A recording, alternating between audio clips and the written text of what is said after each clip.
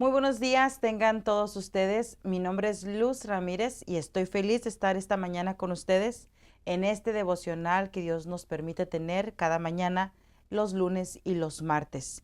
Estoy agradecida porque me permites entrar hasta lo íntimo de tu hogar. Quiero recordarte que estos son devocionales que tenemos durante la semana en diferentes días. Lunes y martes estoy yo. Los miércoles tenemos el día libre. Jueves está hermana Filomena. El viernes está pastora Gaby Soto desde Guadalajara, México.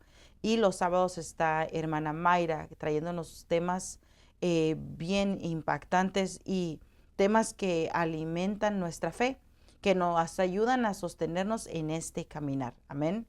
Entonces le doy gracias a Dios por la vida de cada una de aquellas que se ha unido a esta visión y han estado participando, colaborando y poniendo de su tiempo para poder traer a ti una palabra que sea de bendición. En verdad que el deseo de nuestro corazón es que tu fe sea alimentada, que la palabra venga a sostener tu fe y que la palabra venga a ayudarte en esos momentos de necesidad. Amén. Yo he experimentado en momentos difíciles, he preguntado cosas a Dios y de repente entro a ver un mensaje, un pequeño devocional, una palabra como esta y ha sustentado mi vida. Entonces, así como he recibido de gracia, busco dar de gracia. Y le oro a Dios que cada mensaje que hemos traído por las mañanas hasta lo íntimo de tu hogar haya sido de bendición. Y con eso dicho, pues vamos a orar. La verdad le pido a Dios que sea Él el que nos hable y ponemos humildad en nuestro corazón, ¿verdad? Para que Él nos pueda enseñar. Señor, tú eres el Dios de toda sabiduría y de toda inteligencia. Eres el Dios que lo conoce todo. No hay nada que tú no sepas ni nada oculto delante de ti, Señor. Y somos transparentes ante ti. Tú sabes cuál es nuestra necesidad, qué tan grande es nuestra necesidad. Y por ese razón, por ese motivo, hoy te suplico, Señor, que te apiades de nosotros y que en este día nos hables, nos instruyas, nos sostengas con tu palabra en el nombre de Jesús. Te ruego que la palabra del día de hoy despierte la fe, despierte el espíritu, Señor, porque tú dices que despertemos de todo adormecimiento y nos activemos en ti, Señor. Y hoy queremos ser activados por tu palabra. Así que te ruego que llegue hasta donde tiene que llegar, que haga el efecto que tiene que hacer y que no regrese vacía. En el nombre de Cristo Jesús, mi buen Señor. A ti sea la gloria, la honra y la alabanza hoy y para siempre. Bendito sea tu nombre, Jesús. Amén y amén. Bueno, ayer estuvimos hablando acerca de eh, los medios comunes de avivamiento. Entonces yo busqué la palabra común, la definición de común, porque quiero que entendamos de qué es lo que estamos hablando el día de hoy. Entonces la palabra común, que creo que lo borré, pero lo voy a volver a buscar, es tener algo entre sí, ¿verdad? Es tener algo que se relaciona. Es la palabra común es, déjelo les, es algo que se extiende, es una extensión de algo que se entrelaza. Amén. Entonces, es algo que no es privadamente de una sola persona. No le corresponde solo a una persona, sino que otra también lo tiene. Y cuando lo juntan dicen, oh, yo tenía eso, lo tenemos en común. Por ejemplo, yo tengo este velo verde, ¿verdad? Y tú qué tienes? Oh, yo también tengo ese velo verde. Ok, ya tenemos algo en común, algo que nos enlaza, algo que nos hace conectarnos, ¿verdad? Entonces es lo que hemos empezado a hablar el día de ayer, que los avivamientos que hemos visto en la historia tienen algo en común, tienen como por decir un mapa, unos ingredientes que son necesarios para el avivamiento. Entonces estuvimos hablando que entre esas cosas que hay comunes en los avivamientos de la historia, encontramos que una de las partes importantes es el arrepentimiento. ¿verdad? El pedir perdón y el arrepentirnos. Ese es algo común que tiene todo avivamiento. Si no hay arrepentimiento, entonces el Espíritu de Dios no puede derramarse porque el vaso está inflexible, el vaso está no disponible, el vaso está renuente a cambio, el vaso está en negación de querer cambiar su estilo de vida. Si no hay un arrepentimiento, no hay un metanoeo. Y el metanoeo es la transformación de la mente. Entonces, en todo avivamiento ha sido necesario ese renuevo de mente. Y ese renuevo de la mente viene a través de dejar ir el pensamiento personal para abrazar el pensamiento de Dios. Amén. Entonces, con eso dicho, avanzamos de que otra cosa que tiene en común un avivamiento es la oración. Entonces, todo avivamiento tiene como base la oración, ¿verdad? Y tenemos que entender eso, porque lo que provocó el avivamiento en la iglesia del inicio fue la oración. Se unieron todos a orar en un solo lugar, estaban en un mismo sentir, con un mismo deseo, con la misma hambre, con la misma sed, y estando en ese mismo lugar de necesidad, es que esperaron la visitación, el derramamiento del Espíritu Santo. Y ahí Él se derramó con toda su fuerza y todo su esplendor, y la iglesia fue llena de poder. Entonces, una de las características o un medio común que se ve en los avivamientos de la historia es que como base lleva la oración, ¿verdad? El arrepentimiento, la oración, la lectura de la palabra, porque la lectura de la palabra nos revela el corazón de Dios. Jesús es la palabra. Entonces, cuando llegamos a leer la palabra, somos instruidos en qué quiere Dios de nosotros, la perfecta voluntad de Dios. En otra nota también es la adoración, ¿verdad? Los avivamientos no vienen para que nos gloriemos a nosotros mismos, nos glorifiquemos a nosotros mismos, nos demos honra a nosotros mismos, sino que más bien todo nuestro ser, todo nuestro sentido para vivir se entorna hacia Dios. Entonces lo expresamos a través de la adoración, de la exaltación a su nombre, del canto a Él. Amén. Otra de las características comunes es el congregarse, ¿verdad? Antes la congregación era de muy pocas personas, pero una vez que se derrama el Espíritu Santo y viene este despertar espiritual, las congregaciones crecían en número. Lo pudimos ver en el último avivamiento que les enseñé el día de ayer, que la iglesia de esta ciudad de Kentucky sí tenía algunas personas que se reunían ahí a orar, la mayoría estudiantes, pero cuando se derramó el Espíritu Santo, eso es solo una foto para que usted vea, el edificio completamente se llenó. No solo adentro y los balcones de al lado, sino que afuera, también en las calles, había gente adorando y esperando tener la oportunidad de entrar a este lugar. Entonces, otra de las características del avivamiento es que la gente encuentra la necesidad de congregarse, de sentarse a recibir la instrucción de Dios por medio de un líder. Amén. Viene con el avivamiento, con el despertar espiritual, la búsqueda de la voluntad perfecta de Dios y también la expansión del evangelio. En otras palabras, el evangelismo. Entonces, hoy quiero retomar este tema enfocándome en lo que dice el libro de Oseas. En Oseas 6, 1 al 3 dice: venid y volvamos a Jehová, porque Él arrebató y Él nos curará, hirió y nos vendará, nos dará vida después de 2 días. En el tercer día nos resucitará y viviremos delante de Él. Y conoceremos y proseguiremos en conocer a Jehová, como el alba está dispuesta a su salida, y vendrá a nosotros como la lluvia tardía y la temprana a la tierra. Entonces, cuando dice venid y volvámonos a Jehová, está hablando ven y arrepiéntete, que es el primero de los elementos comunes que tiene el avivamiento. Ven y volvámonos a Jehová. Él arrebató y Él nos curará. Él hirió y Él nos vendará. Aquí está hablando de sanidad del alma, ministración y liberación. porque una persona atada le va a costar caminar en obediencia. Una persona aprisionada le va a costar dar fruto. Una persona con ligamentos no va a llegar muy lejos. Cuando siente que avanzó 5 pasos hacia adelante, el ligamento lo va a jalar hacia atrás con fuerza y lo va a hacer retroceder y va a cometer el error de pensar que es Dios el que hizo eso, pero es una atadura de la cual no hemos sido libres. Amén.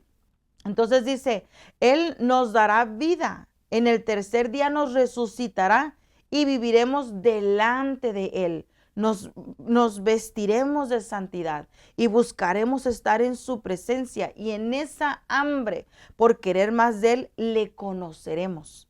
Amén. Y proseguiremos en conocer a Jehová, como el alba dispuesta su salida, y vendrá a nosotros la lluvia, como la lluvia temprana y la tardía. Entonces, el avivamiento tiene que empezar desde lo profundo de nuestro corazón por amor a Él. Es tanto mi amor por ti, es tanta mi gratitud por ti, es tanto mi deseo por ti que no me conformo con esta medida. No me conformo con lo que estoy experimentando ahorita. Yo sé que en Cristo hay más. Yo sé que tú tienes más y yo sé que no tienes límites, que te puedes dar sin reservas y sin condiciones, que Señor, hay mucho que no conozco de ti, hay mucho que desconozco de ti. ¿Qué miró Moisés? ¿Qué miró Moisés para que buscara estar día tras día en tu presencia y no salir de ese lugar de encuentro? ¿Qué miraría Josué? Que aunque no lograba entrar hasta adentro, se quedaba a la entrada de la tienda a esperar a Moisés. ¿Cuál era la gota de tu presencia que recibía Josué? Que él entendía que era mejor estar en tu presencia que atrás en el campamento. Porque le quiero recordar algo. En Éxodo 33 dice, voy a dejar que un ángel te guíe hasta la tierra que te prometí. Ya no voy a ir yo contigo, porque este pueblo es tan testarudo, tan necio, tan duro de corazón, que en el camino lo puedo destruir. Pero yo prometí que te iba a dar esa tierra. Entonces te voy a dar a un ángel que te va a guiar, te va a llevar a esta tierra, vas a llegar ahí, pero yo no voy contigo. Entonces Moisés le dijo, no, si tu presencia no va conmigo, yo de aquí no me muevo. Yo no quiero llegar si yo no llego contigo. Entonces comienza a tener esta conversación y Dios le dijo, bien, dile al pueblo que se quite todas sus joyas y después veré qué hago con ellos. Yo voy a ir contigo. Ahí en ese momento levantaron, pusieron sus tiendas, y este Moisés levantó una tienda donde iba a buscar el rostro de Dios y dijo, ahí está la tienda. El que quiera hablar con Dios puede ir a hablar con Dios, pero ninguno escogió ir a hablar con Dios. Ninguno escogió tener esa relación personal con Él. Ninguno escogió tener esa comunión con Él. Ninguno quiso apartar tiempo para ir directamente con Él. Se conformaron con pararse en la entrada de sus propias tiendas y mirar a Moisés pasar enfrente de ellos, verlo llegar hasta la tienda de reunión, como le pusieron por nombre, hasta el lugar de encuentro, y verlo entrar a ese lugar de encuentro y esperarlo ahí, en la entrada de sus tiendas, esperarlo ahí, cuando tenían toda la libertad de ir como Moisés al lugar de encuentro. Y es el mismo llamado que Dios está haciendo ahorita. Despierta, ven al lugar de encuentro. Despierta, acércate, despierta. Dice Santiago 4:8, acercaos a Dios y Él se acercará a vosotros. Entonces está diciendo Efesios 5:14, despertad los que durmáis, levántate de entre los muertos y te alumbrará Cristo. Entonces está diciendo, despierta, quiero estar contigo, quiero pasar tiempo contigo, quiero platicar contigo, quiero revelarte mi corazón, quiero decirte los planes que tengo, son planes de bien, quiero decírtelos, pero no quieres llegar, no quieres acercarte, no quieres sacrificar nada de lo que haces para pasar más tiempo con Él. Entonces después nos preguntamos, ¿qué está sucediendo? ¿Por qué Dios no está a mi favor? ¿Por qué las cosas no están sucediendo bien? Entonces a veces queremos usar a Dios como un amuleto de buena suerte, queremos usar a Dios como aquel que nos abre camino para que estemos cómodos, para que estemos tranquilos, para que no vivamos necesidad. Si se supone que Dios está conmigo, debería de ser el hombre más feliz de la tierra, no porque Él está conmigo, sino porque me da todo lo que yo quiero. Ese es el problema que tenemos con esta generación, que, por ejemplo, yo crecí con mucha necesidad. Crecí viendo a mis papás trabajar, a mi abuelita trabajar para proveer para la casa. Y lo poco que nos podían poner en la mesa lo agradecíamos, lo disfrutábamos, lo valorábamos. Nos traían a veces juguetes usados y los cuidábamos y los atesorábamos porque era lo único que teníamos para jugar. Pero esta generación crece y ahora prospera y dice, voy a trabajar y le voy a dar lo mejor a mis hijos para que no les falte nada, para que no tengan necesidad de nada. Y ahora hemos enseñado a esta generación que se lo merecen todo y que no tienen que pagar el precio por nada, que no tienen que sacrificarse por nada porque sus papás lo van a dar todo por ellos. Y queremos llegar a la presencia de Dios con esa misma mentalidad. No necesito esforzarme. Dios es mi Padre y Él me lo tiene que dar. No necesito pagar el precio porque Dios es mi Padre, Él lo tiene que entregar. Y la verdad es que las cosas no son así. Por eso Dios dice, tu pensamiento no es mi pensamiento. La razón de Dios bendecirnos es porque Él quiere estar con nosotros. Pero a veces entre más nos da, más nos alejamos. Entre más nos da, más nos confiamos en las posiciones materiales y más nos olvidamos de quién y de dónde viene tal bendición. Amén. Entonces, para que haya un avivamiento personal como congregacional, tiene que haber pasión, tiene que haber entrega. La entrega se ve en la pasión, ¿verdad? Este pintor es apasionado. No solo pinta con mucha fuerza, con mucha enjundia, con mucha entrega, sino que lo hace de día, lo hace de noche, lo hace mientras come, lo hace en cuanto sale de bañarse, está pintando, está expresando ese arte ¿cómo se dice esta palabra? Que lo distingue, ¿verdad? Este músico, wow, tiene pasión, se va a acostar con la guitarra, se levanta y está con la guitarra y donde quiera que está cantando y está resonando su guitarra porque tiene pasión. Entonces están los apasionados del fútbol. Ahorita que está la Copa América, usted puede ver ejemplo de cómo se ve la pasión. O sea, se visten con el uniforme del equipo favorito, se pintan la cara, se ponen gorros ridículos, gritan con tanta fuerza que se les va la voz. O sea, la pasión por el deporte es evidente. Entonces, ¿qué quiero decir con esto? Que la pasión se ve. La pasión se ve como algo, es como el amor se ve como algo, la paciencia se ve como algo, la humildad se ve como algo. Entonces, ¿cómo se ve el amor? ¿Cómo es el modelo que Dios originalmente diseñó para que se viera la pasión? Entonces, por eso el sacrificio de Jesús en la cruz, cuando lo quieren representar a través de una película, le llaman la pasión de Cristo. ¿Cómo se vio la pasión de Cristo? Dice que se despojó de toda su gloria. Dice que se despojó de toda su riqueza, se empobreció para enriquecernos. Dejó su deidad como Dios para hacerse hombre.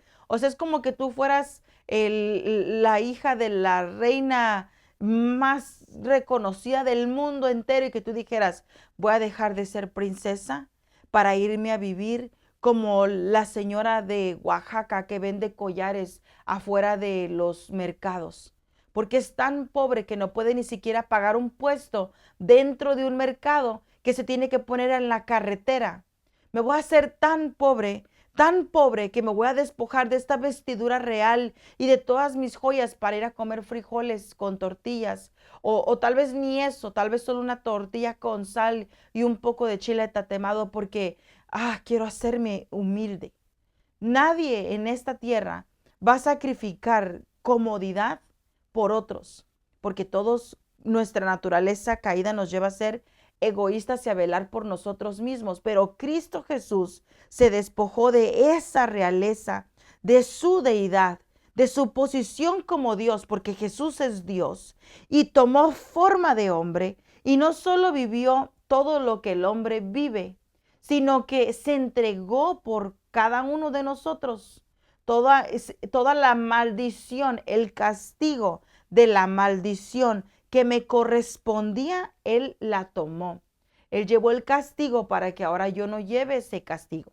Pero eso no quiere decir que no estoy con la responsabilidad de corresponder a su amor. Y corresponder al amor es decir, tú lo dejaste todo por mí. Ahora yo tengo que dejarlo por ti. No es que tenga, es que anhelo, es que quiero, es que me apasiona tanto ver cómo tú me amaste que quiero corresponder con la misma fuerza a cómo tú me amaste. Entonces ahí viene la pasión.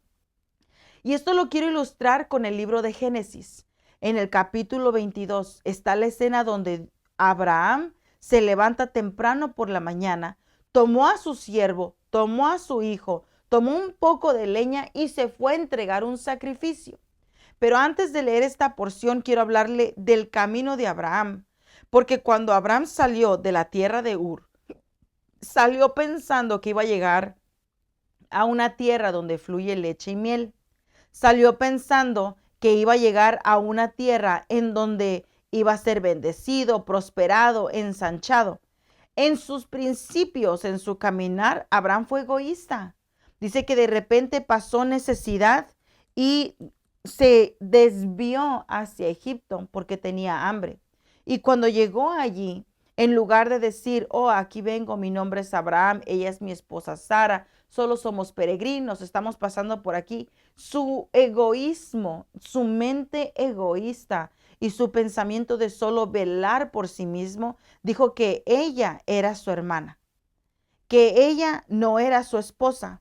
Entonces el líder de ese momento tomó a Sara y la llevó a su palacio y casi la toma por esposa. Entonces Dios tuvo que venir a sueños y decirle, hey, no vayas a tocar a esa mujer porque no es tuya, le corresponde a él. Y él le contesta, tú sabes que yo no la tomé con maldad. Él me dijo que era su hermana. Yo lo sé, por eso te estoy salvando de que peques. Por eso te estoy cubriendo las espaldas. Sé que te mintió. Y vuelve Abraham otra vez a levantar un altar, a emprender una vez más el camino y comete el mismo error una segunda vez. Una vez más Dios rescata a Sara, vuelve él a levantar un altar, a emprender su camino hasta que Dios trata con él y él decide ya no vivir para sí y comenzar a vivir para Dios. Y cuando decide hacer eso es cuando nace el hijo de la promesa. Y ya estaba Abraham disfrutando de la promesa cuando de repente viene Dios y le dice, dame lo que más amas. Y ahí es donde ahí es donde se midió la pasión de Abraham. Ahí es donde se midió su amor, su entrega, cuánto él amaba a Dios o cuánto él amaba su promesa. Entonces, ¿a quién le iba a entregar su pasión? ¿A la promesa que tanto esperó y apenas estaba disfrutando o al Dios que le dio la promesa y se la cumplió?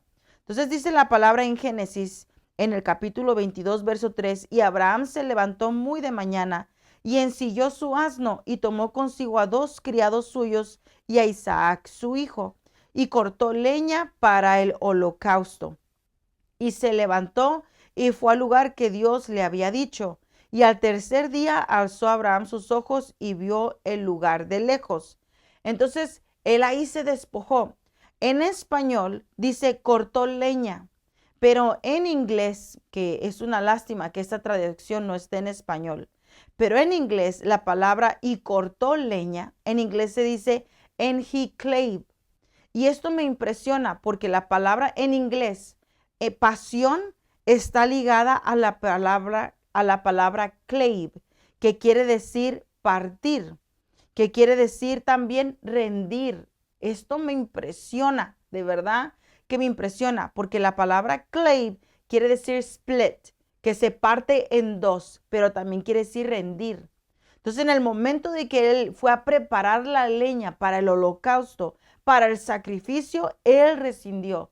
Él decidió hacer split sus sentimientos, sus emociones, su propio deseo. Ya no se comportó egoísta, ya no se comportó pensando en sí mismo, ya no se consideró a sí mismo, ni su propia voluntad, sino la voluntad de aquel que le había hablado. Entonces tuvo que haber un split, una separación entre sus sentimientos y emociones para cumplir con lo que Dios le estaba pidiendo. Y ahí es donde entra a la rendición. Interesantemente, en el libro de Génesis, cuando leemos el capítulo 24, perdón, el verso 24, y lo voy a leer ahorita, déjeme llego ahí otra vez que lo perdí. Es Génesis 22, 24. Y lo quiero leer esto porque ahí nos demuestra lo que quiere decir la pasión, ¿verdad?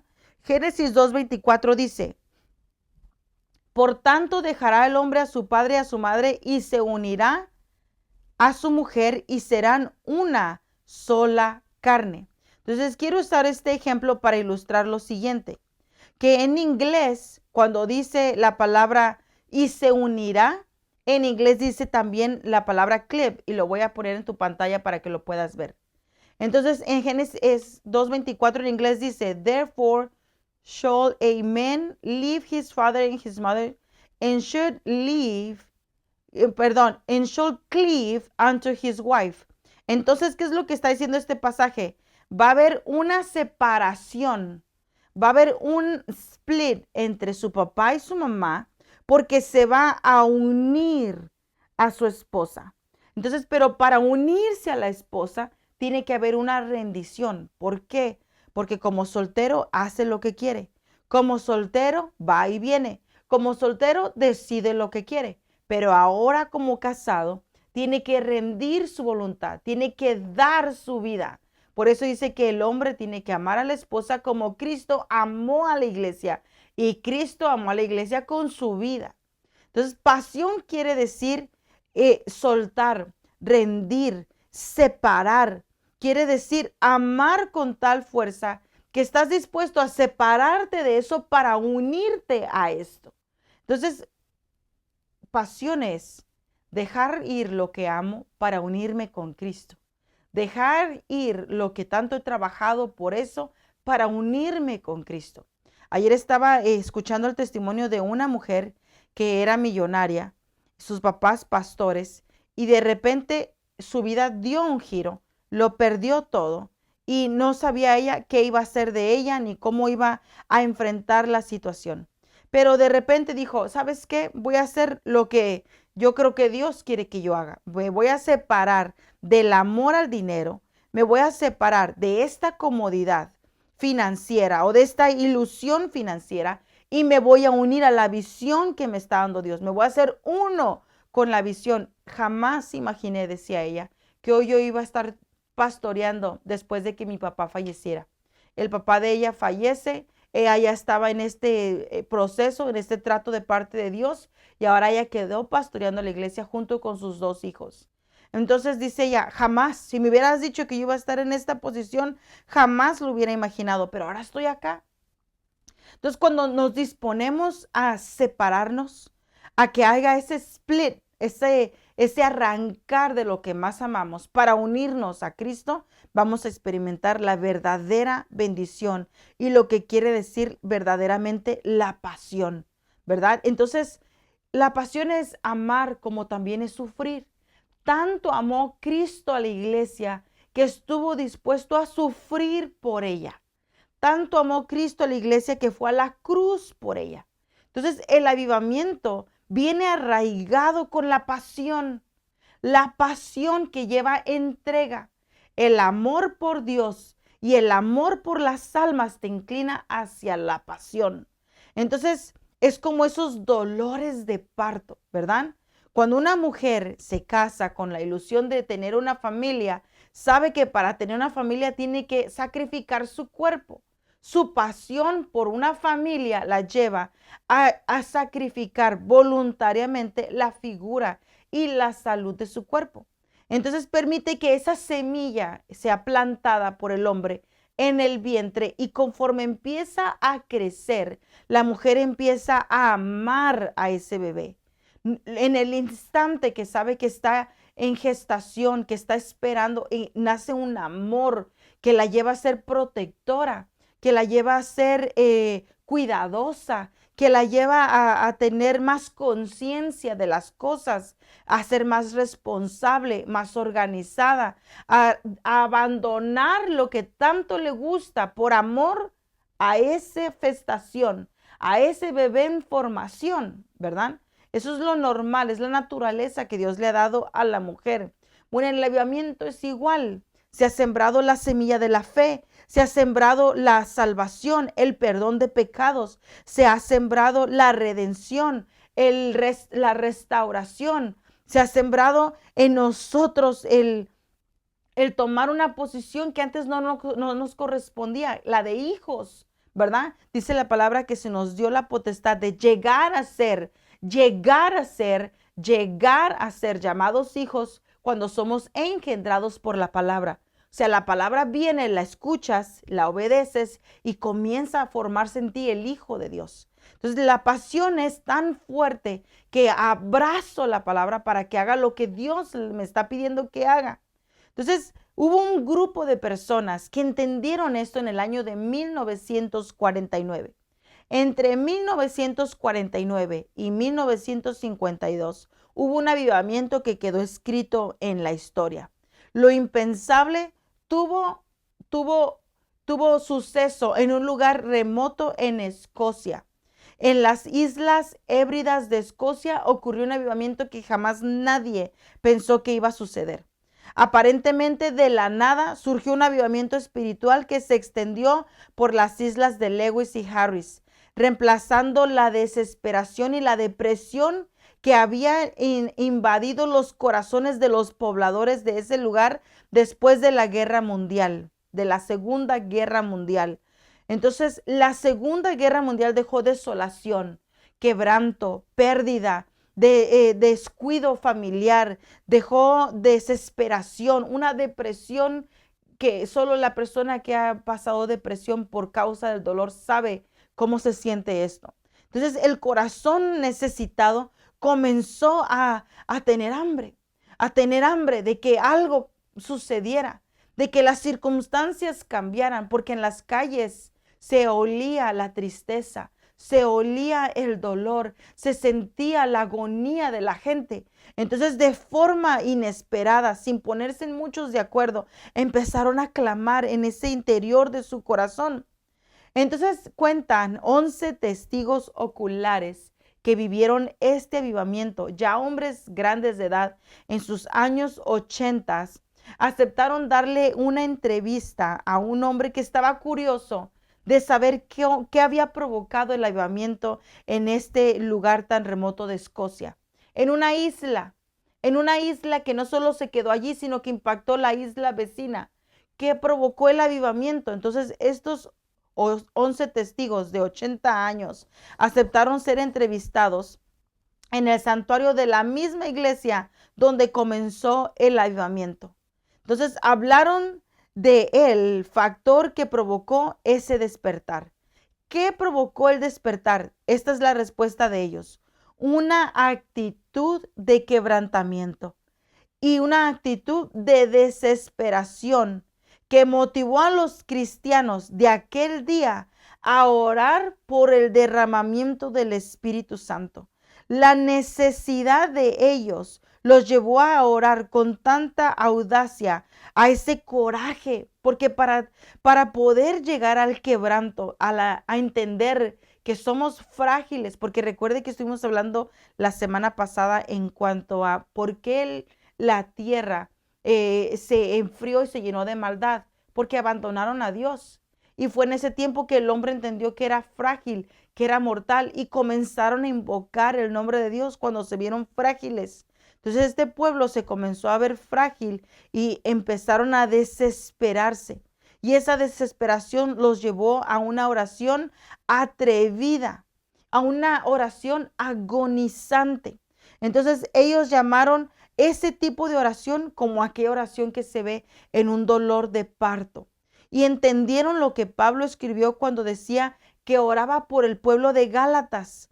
Eso lo vemos en el capítulo 4, verso 19, que dice: por quienes vuelvo a sufrir dolores de parto hasta que Cristo sea formado en ustedes.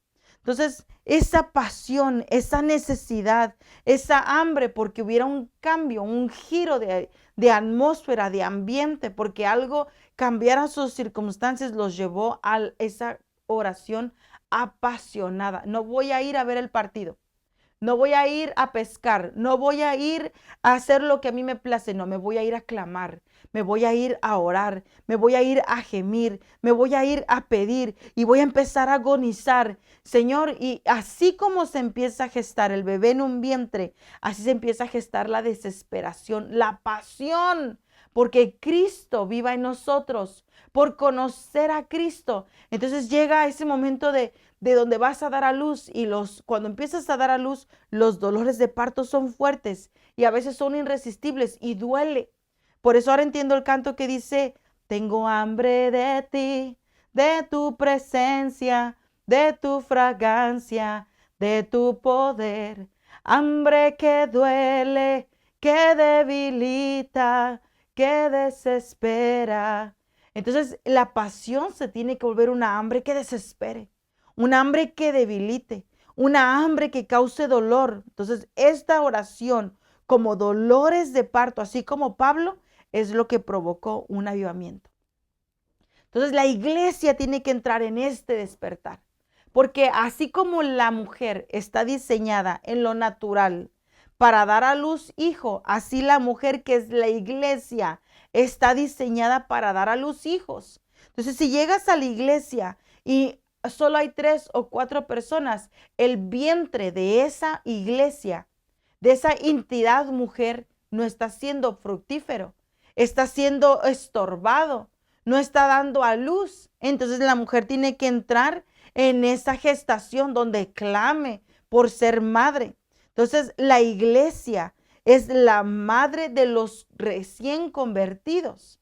La iglesia es ese vientre donde empieza a clamar, a clamar, a clamar por los olvidados, a clamar por los esclavizados, a clamar por los que están en prisiones, por los que están en ligamentos y ataduras, por los que están en depresión y en tristeza, en dolor, por los que están sufriendo en la soledad de sus casas, y empieza a clamar para poder convertirse en un vientre que dé a luz hijos.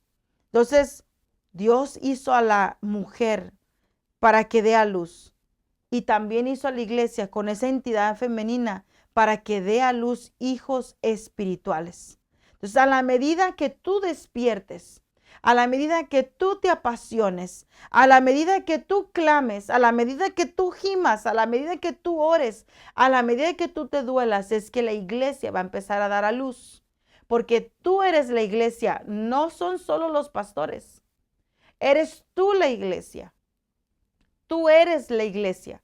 Tú eres la que tiene que orar. Tú eres la que tiene que clamar. Que pastores tengan sabiduría, que tengan el corazón conforme el de Dios, que no sean sádicos, que no sean narcisistas, que no sean crueles, que no sean abusivos, que traigan palabra que alimente el rebaño, que sepan consolar, que sepan abrazar, que sepan dar instrucción, que sepan disciplinar, Señor. Y está la iglesia clamando para que su vientre sea un vientre sano, que no haya chisme, que no haya contienda, que no haya murmuración, que no haya envidias, que no haya malos pensamientos, cuidando la mujer de su vientre, cuidando la mujer de su gestación. Amén. Entonces, así como en el principio había un caos, estaba todo en desorden, no había separación de las aguas con las aguas y no había lumbrera mayor ni menor. Así como en el principio de la creación estaba todo mixteado, revuelto. Y de repente viene el Espíritu Santo y pone orden a la tierra y le da a la tierra la habilidad de que salgan flores y árboles y plantas, y a cada uno se le dijo: de su fruto conforme a su semilla y multiplíquense, multiplíquense. Y la tierra se volvió una creación productiva, una creación que se multiplica en sí misma. Así el Espíritu de Dios puede venir a nosotros en momentos de caos. Y uno de los factores comunes que tiene el avivamiento, uno de los medios comunes que tiene el avivamiento es que se empezó a clamar por la llenura del Espíritu Santo en un tiempo de caos. En un tiempo de caos, y es donde el Espíritu de Dios vino a ponerlo todo en orden, todo en su lugar. Amén. Y si ha sucedido antes, también puede suceder ahora. Así como el Espíritu de Dios y con su mano Dios formó a Adán y a Eva le llamó madre de los vivientes. Así la iglesia ahora, siendo redimida por Cristo, tiene que ser madre de vivientes. La iglesia debe de orar por gracia y por el favor de Dios para que su vientre sea fructífero. Y que le diga al Señor, bienaventurada eres, porque dentro de ti lo que estás gestando es a Cristo. Y le llamarán su nombre Emmanuel, que quiere decir Dios con nosotros. Dios estará con su iglesia. Él prometió no dejarnos. Jesús lo dijo en el último capítulo, creo que es 24:28 o 20:28, donde dijo, y yo me tengo que ir, pero no los voy a dejar solos. Estaré con ustedes hasta el final. Pero no solo eso, dijo, también les dejaré el consolador. Amén. Entonces Zacarías 12:10 dice, derramaré sobre la casa de David y sobre los moradores de Jerusalén espíritu de gracia y de oración. Y mirarán a mí a quien traspasaron y llorarán como se llora por un hijo unigénito, afligiéndose por él como quien se aflige por el primogénito. Entonces entendamos, es tiempo de afligirnos. Y derramaré sobre la casa de David y sobre los moradores de Jerusalén espíritu de gracia y de oración. Y mirarán a mí, a quien traspasaron, y llorarán como se llora por hijo unigénito, afligiéndose por él como quien se aflige por el primogénito. Aflijámonos, Señor. Derrámate, Señor. Señor, crece en nosotros. Que demos a luz lo que es puro, lo justo, lo que a ti te agrada. Entonces, ¿qué es lo que tengo que hacer? Bueno, ya hablamos que el arrepentimiento. Ya hablamos que tenemos que volvernos de corazón a Él. Pero la otra parte es creer. Cree, solamente cree. Libro de Juan 11:25-26 dice, le dijo Jesús, yo soy la resurrección y la vida. El que cree en mí, aunque esté muerto, vivirá. Y todo aquel que vive y cree en mí, no morirá jamás. ¿Crees esto? La verdad que aquí nos confronta la palabra, ¿crees esto? Le dijo, sí, Señor, yo he creído que tú eres el Cristo, el Hijo de Dios que has venido al mundo. Yo creo que Cristo es el Hijo de Dios que vino al mundo a traer luz, a ser la puerta que nos lleva hacia el Padre, a ser el camino, a ser el maná, el pan que nos sostiene en el desierto, a ser agua. Él es la sed, pero también es el agua. Amén. Entonces, cree, ten fe, pero esa fe inquebrantable, no esa fe de sí, sí creo. Y cuando viene la prueba, ay, no sé qué voy a hacer. ¿Usted cree en Dios? Sí, yo creo en Dios. Dios es real, Dios es bueno, es misericordioso. Ah, qué bueno. Rin, rin. ¿Aló? Señora, le quiero decir que encontramos algo sospechoso ahí en su vientre. Necesitamos que venga para hacerle más estudios. Ay, Dios mío, qué mortificación, qué mortificación, qué mortificación. Y empieza el miedo y temblamos. ¿Qué me van a decir? En lugar de decir, no, yo tengo fe. Dios me ha dado promesas. Dios me ha dado su palabra. Yo creo en su palabra. ¿Verdad? Hace unos años, unos 10 años atrás, en el 2014, yo empezaba a sentir malestar en mi seno izquierdo. Entonces fui al médico y cuando me están checando, la cara de la doctora decía mucho, entonces no disimulaba nada. Entonces estaba ahí checando y me dijo, pues todo se ve bien, pero vamos para asegurarnos, hacer una, no sé cómo se llama, encostomía, no sé cómo se llame, pero un examen donde te abren tantito y te arrancan un pedacito de piel para ver qué es lo que están viendo en el tejido. Cuando a mí me dan la noticia, eso de que se ve sospechoso, yo no me sentía bien. Yo pensé, de plano encontraron algo, ¿verdad? Ya nada más es para asegurarse, no sé. Me quiso entrar de todo, ¿verdad? Pero después pensé, Señor, pero tú me dijiste que vas a usarme, tú me dijiste que me trajiste a esta ciudad con un propósito y yo no creo que me trajiste aquí a morir. Entonces pensé, bueno, si fuera malo, el morir para mí es ganancia, porque ya no voy a sufrir y la verdad ya me quiero ir. Pero no creo, porque Dios me dijo que tengo que hacer algo acá. Entonces no creo y lo deseché. No pensé. Llegó la fecha de la cita con el médico, hice la cita, jamás regresé por los resultados, la verdad. No me llamaron ellos tampoco, yo asumí que todo estaba bien, pero en realidad no le puse mucho coco, ¿verdad? Entonces hay cosas que a veces van a venir como decretos así o asignaciones del enemigo y uno se las abraza. Uno de los testimonios que platicábamos anoche en un grupo de hermanos es el caso de Ninoshka, que lo cuento con mucho respeto y porque ella lo contó alguna vez en una de sus prédicas, es de que Dios le había dado promesas a ella de que la iba a usar y de que todavía su caminar no había terminado y de que mucho camino tenía por delante y ella sabía lo que Dios le había dicho. Y un tiempo después le dicen que en una cita médica que tenía cáncer. Entonces ella no se abrazó de las promesas, sino que se empezó a preparar para morirse y empezó a poner cuadros de ella con su familia en la casa. Entonces recibe una llamada de lejos, creo que de Puerto Rico, Costa Rica, un lugar de lejos, donde le dicen, Dios no había decretado que este sería el fin de tus días, pero por cuanto le creíste más al hombre que a mi palabra, no verás lo que te prometí, sino que verás a lo que tú creíste que habían terminado tus días. Y fue un proceso de 5 años y al final se vio lo que Dios le había dicho, falleció. Y yo sé que está en muy buen lugar, pero no era su tiempo. Y falleció antes de tiempo por falta de creer, por falta de fe.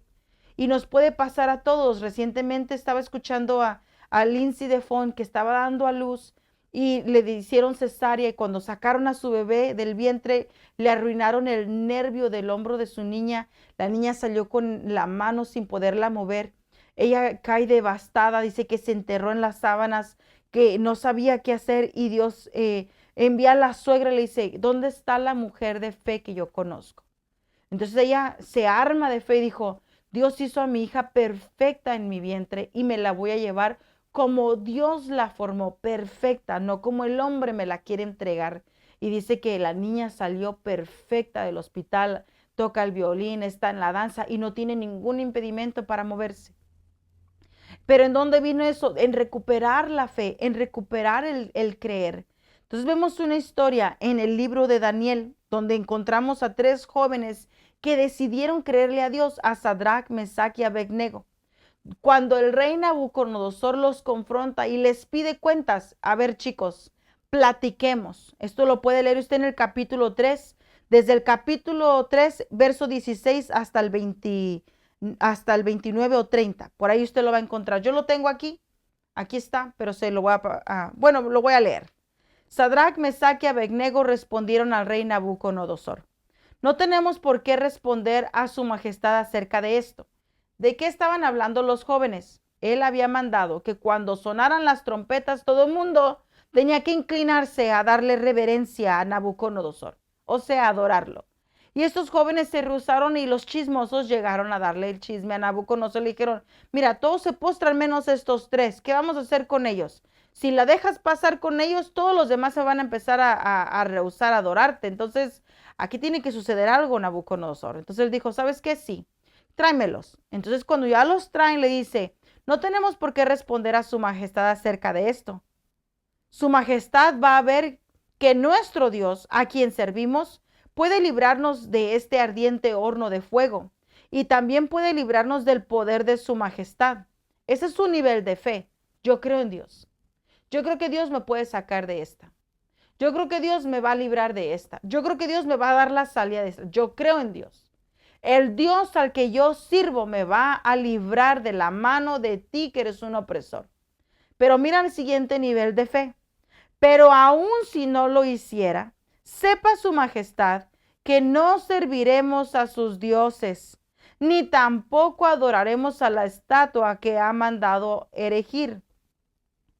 Dicho esto, Nabucodonosor se acercó a la puerta del horno encendido y dijo: Sadrach, Mesach y Abednego, siervos del Dios Altísimo. Entonces, dicho esto, cuando les dice, no lo vamos a hacer, él se enoja, se enfurece y dice: échenle más lumbre al fuego. Y lo calentaron 7 veces más.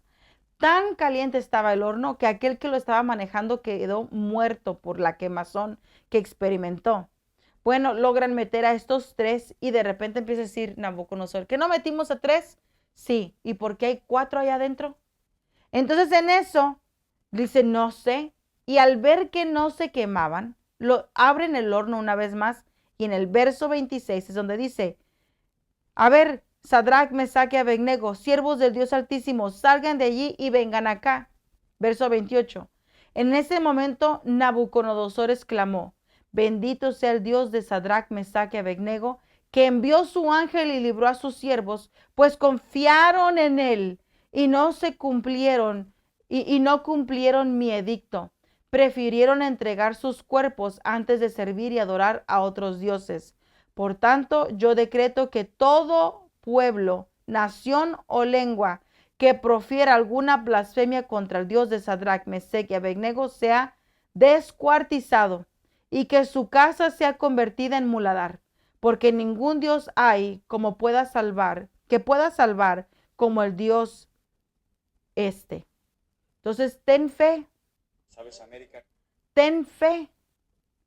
Ten fe de que Dios va a hacer lo que tiene que hacer, ¿verdad? La fe no solo la que dice creo, sino la que se sostiene en la prueba.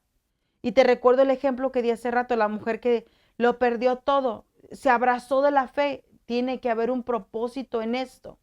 Si no hubiera pensado que había un propósito en eso, tal vez estuviera en otro lugar, amargada y desilusionada, ¿verdad? Entonces, ¿cuál es el peligro del avivamiento? Yo creo que ya estoy por terminar, ya me pasé de lo que me gusta estar aquí, pero quiero enseñarles algo.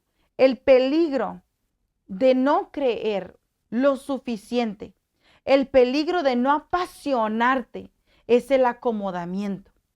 El acomodamiento es altamente peligroso. Entonces quiero mostrarte un video que a mí me impactó y habla exactamente de eso, y espero que te bendiga. Amén. Entonces voy a ponerlo aquí y vamos a ver si lo logro.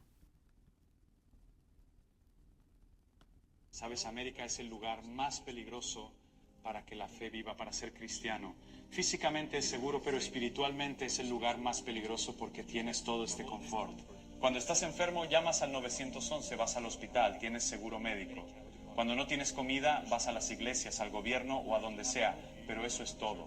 Cuando estás en Irán o Turquía u otros países, tienes que depender de Dios. Tienes que caer de rodillas y orar y buscar el rostro de Dios, buscar la dirección de Dios, porque puedes perder la vida si no haces eso. Estuve en Turquía por 2 años, donde me arrestaron varias veces por repartir el Nuevo Testamento. Y entonces empecé a distribuir Biblias a refugiados, a miles de ellos. Solíamos darles Biblias en las calles y decirles: Jesús te ama, Jesús es el Señor. Y la gente empezó a acercarse a Jesús, a venir a la iglesia. La iglesia era el mejor lugar. La iglesia era el bar de la ciudad, el lugar donde la gente podía reunirse, alegrarse y tener esperanza. Empezaron a venir a la iglesia y les dábamos Biblias. El gobierno turco me arrestó 5 veces por hacer eso. Según su constitución, debería ser libre. Pero ¿a quién le importa qué constitución si el gobierno es islámico? Un día nos atacaron porque estábamos derrumbando las barreras. Así que estábamos trabajando allí. Y entonces pasaba un chico kurdo. Él dijo: ¿qué hacen aquí? Y teníamos a un chico nuevo que no hablaba mucho turco, pero la palabra kilisa significa iglesia en farsi y en turco. Así que este chico solo dijo klisa.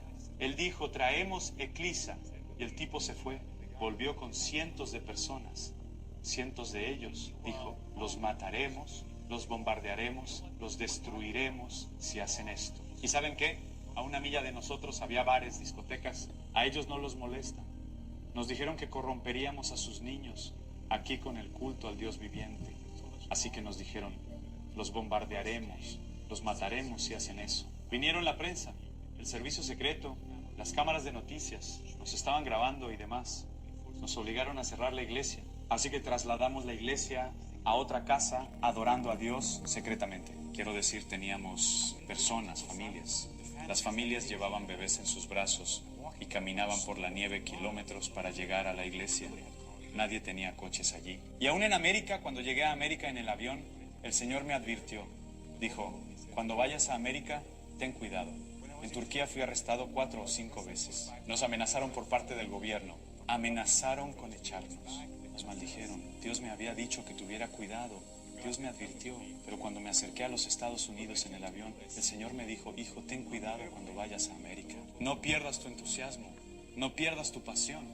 Realmente no entendí qué me decía en ese momento. Verdaderamente no comprendía en aquel entonces. Cuando llegué a América, fui a la iglesia. Entendí de qué hablaba. Vi gente llegando tarde, saliendo temprano, con un vaso de café, llegaban e iban, sin pasión. El cristianismo era una parte de la vida. Pero en Turquía, en Irán era todo lo que teníamos. Era todo lo que poseíamos. No teníamos asistencia gubernamental. No teníamos tal o cual servicio médico. No teníamos nada. Y tenías que confiar en Dios. Y Jesús era todo lo que teníamos. Y llegué aquí. La gente tenía coches y si estaba nublado decían, oh, está lloviendo hoy. No voy a ir a la iglesia. Yo decía, ¿qué demonios? En los días en Oklahoma, cuando iba a Oklahoma, si llovía, la gente no venía a la iglesia porque estaba lloviendo. Y en otra parte del mundo, personas con bebés en brazos caminaban 5 o 6 millas en la nieve para ir a la iglesia a adorar. Bajo la amenaza de ser arrestados y expulsados, y aún así iban a adorar a Jesús. Cuando nos mudamos a la nueva casa, cerrábamos las ventanas. El verano era caliente y el invierno era extremadamente frío porque estamos en la línea de Siberia. Teníamos que cerrar las ventanas y cubrirlas con plástico y cortinas para que la gente no pudiera oírnos. Y teníamos que adorar en voz baja, muy baja, para que nuestra voz no se escuchara en otros lugares. A nuestros miembros de la iglesia, cuando querían rentar una casa, les preguntaban, ¿eres cristiano o musulmán? Si decían cristiano, no les daban la casa. Así de difícil era. Pero la gente amaba al Señor hasta el fondo de su ser. Buscan adorar y alabar a Dios, agradeciendo al Señor. Reuniones de oración todos los días, caminando por la calle, ayunando, orando, tan encendidos por Dios. Y llegué aquí, incluso la gente aquí estaba negando a Dios, actuando en contra de Dios. Tienes estos grupos humanitarios, como los llaman, grupos humanistas como la ACLU. Esos grupos que actúan en contra de Dios. Intentan quitar las cruces de las calles. ¿Sabes qué? Cuando te digan que Dios no existe, ¿sabes qué decirles cuando te dicen que no hay Dios? Diles que ellos lo han sacado de todo, de las escuelas y del ejército y de los lugares públicos, pero que Él está vivo y obrando en Irán. Dios está vivo y está obrando en Irán. Entonces, esto nos regresa al inicio de la conversación o a la palabra que estamos compartiendo el día de hoy, en que la pasión se ve como algo. La pasión se ve como algo. No puedo decir, oh, amo a Cristo, estoy apasionado por Cristo, pero estamos tan arraigados a la comodidad. Entonces, yo lo puse en sus pantallas, pero tal vez no se tomó el tiempo de leerlo. El acomodamiento es la sensación agradable y satisfactoria de estar física o mentalmente libre de dolor. El acomodamiento es estar libre de carga. Es estar libre de sentir el peso, la empatía por otro. O sea, sentirte empático por otro lleva una carga, porque si yo siento la necesidad del otro, no puedo quedarme solo en el sentir, tengo que hacer algo para ayudar. En este caso es orar, orar, orar, orar, dolerte por la condición de la iglesia, dolerte porque no hay una frescura del Espíritu Santo, dolerte por el acomodamiento en el que entra la iglesia. Como él dice, aquí la gente se toma el lujo de menospreciar a Dios, de tomar en poco a Dios, ¿verdad? Entonces, acomodamiento es la sensación de ese sentimiento agradable, esa satisfacción física o mental que está libre de dolor, libre de sufrimiento o algo que proporciona esta sensación similar. Por ejemplo, también es acomodamiento, es ser haragán, es ser despreocupado, perezoso, pero también tiene como una de sus traducciones ser vago. ¿Usted ha visto? Yo quiero poner un ejemplo como vago. Es esas personas como los que viven en las calles, los indigentes. Un día están aquí, otro día están allá, otro día avanzan por allí, pero no son estables en ningún lugar, no se preocupan por seguir reglas, ni leyes, ni nada parecido. Amén. Entonces, tengo todavía un poco que compartir con ustedes y lo voy a hacer así rapidito. La reina Esther. La reina Esther tomó el lugar de Basti, la que era esposa del rey Asuero en aquel tiempo del Antiguo Testamento en el año 478 antes de Cristo. En el año, perdón, leí mal el año, estaba leyendo algo aquí acerca del rey Asuero. Sí, el rey Asuero reinó el rey Jerjes reinó en ese lugar donde fue puesto en el año 478 antes de Cristo y la esposa de él era Basti. Y este rey, como era muy conocido, era muy apoderado, tuvo una fiesta. Y durante los primeros días de la fiesta no le puso mucha atención a Basti.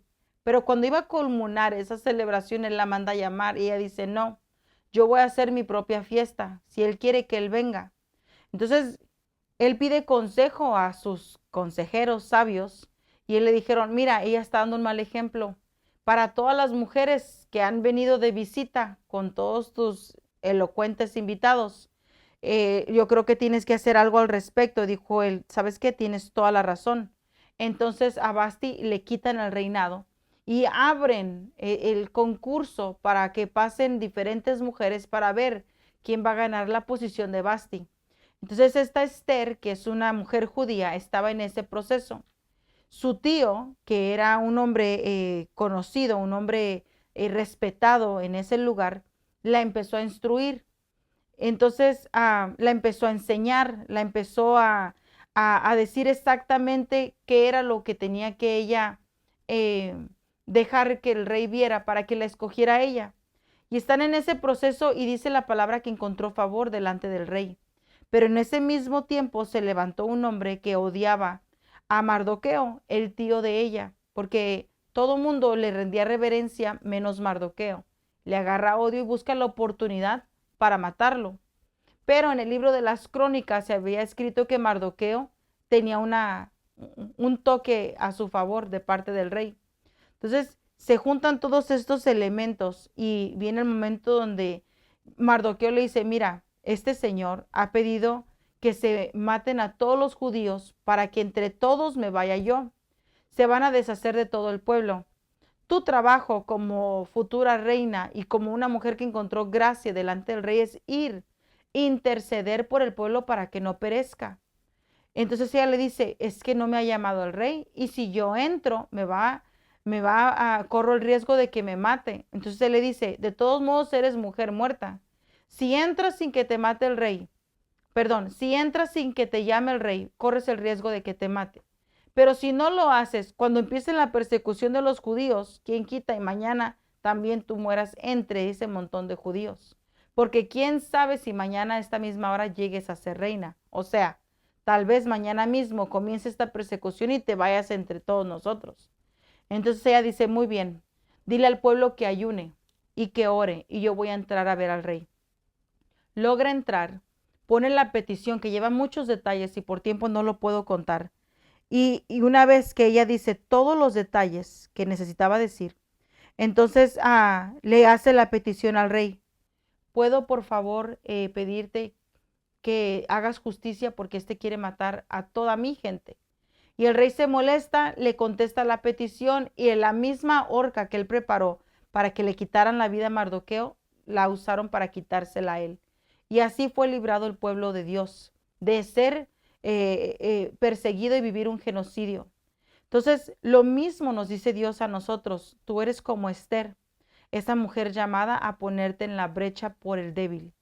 Eres como Esther, esa mujer llamada para interceder, para clamar, para poner una petición delante del rey por este pueblo. Hazlo, no sea que ahorita tú te sientes muy cómodo, no te sientes apasionado, no te sientes movido a hacerlo. Bueno, esa falta de pasión, de entrega, de compromiso, de desafiarte a ti mismo, tal vez mañana pueda ser la misma fuente de nuestra muerte, ¿verdad? Entonces es mejor estar apasionados, es mejor estar entregados y hacer lo que nos corresponde hacer. Amén. Hasta ahí me voy a quedar. Me tomé más de lo que necesito, pero necesitaba terminar el tema del día de hoy y no continuarlo la semana entrante. Hay mucho que seguir aprendiendo. Amén.